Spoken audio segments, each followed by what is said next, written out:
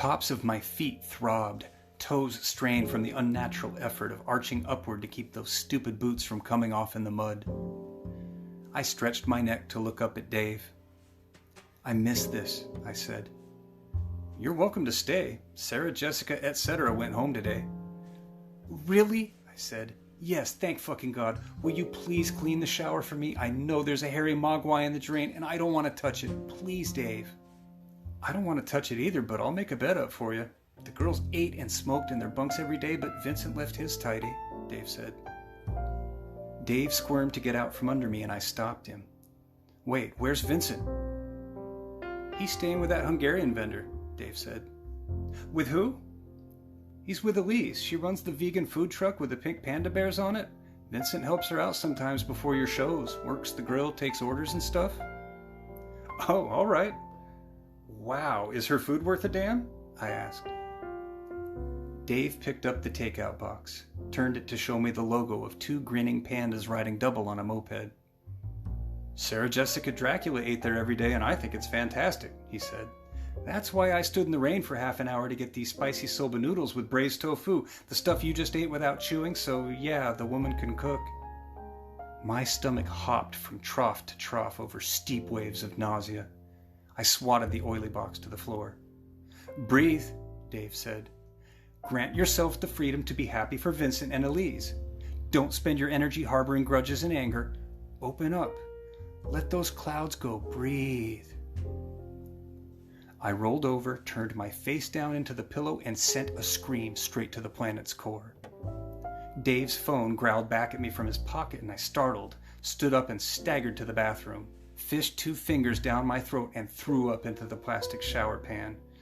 Tofu chunks and tan soba noodles oozed over blossoms of mold surrounding a wet sprout of hair stuck in the drain. I returned to the lounge, scrubbing my gums with a fingerful of toothpaste, careful not to trigger another upset. Dave looked up from his phone. "That was the Mario Brothers," he said. "Did you drop off?" I nodded, gave Dave the 40 euros from my raincoat. He stabbed a reply into his caveman phone with a single finger and snapped it shut. "Cash or trash?" he asked.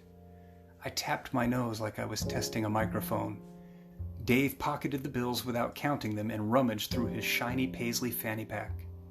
I sat down, turned up the volume, and watched Tim Gunn assess the dubious progress of a doomed team challenge. "Make it work," Tim said. I love Tim Gunn. Those 2 designers were clearly fucked and folded, but they ignored Tim's warning and smirked like they knew better. Always classy and forever a gentleman, Tim simply wished them well. With 2 hands on the tiller, those contestants would cross the bar and survive the challenge, or run aground, get wrecked on the rocks. Ignorance sounds off-key, like an alarm, but pride sings like a siren. Dave zipped his sparkly man bag shut and looked me in the eye. "You're not blending, right?" he asked.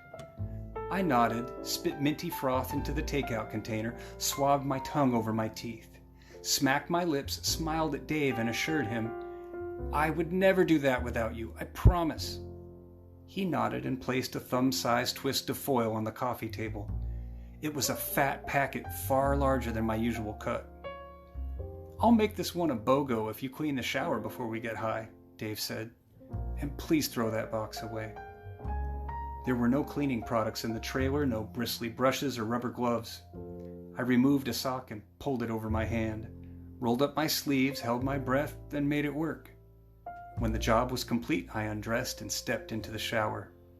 The Norwegian girls left behind a wealth of hair care products, and the cramped bathroom filled with steam scented like mango, strawberry, and tea tree oil.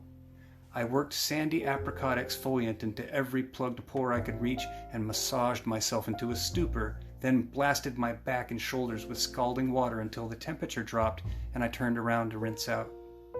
I used Dave's last clean t-shirt as a towel, wrung it out and wrapped it around my head in a sloppy turban.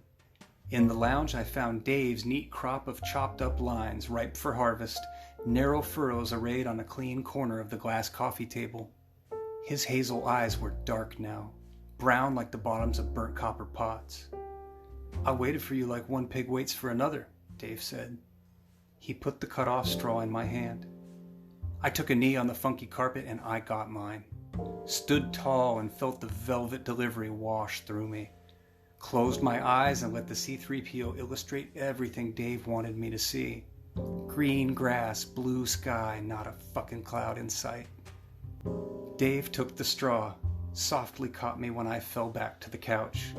The room lost a dimension, collapsed flat, and I saw myself from 5 miles above, crumpled and useless in an invisible silent space, sealed off from the world like a toothpick ship somebody built inside a bottle. "Are you ready?" Dave asked. I couldn't imagine improving this perfect high by blending, but Dave swore it was worth it if you did it right and you survived. He told me it was like the difference between falling to your death and falling faster, and when I could hold the straw again, we buckled up and went after it.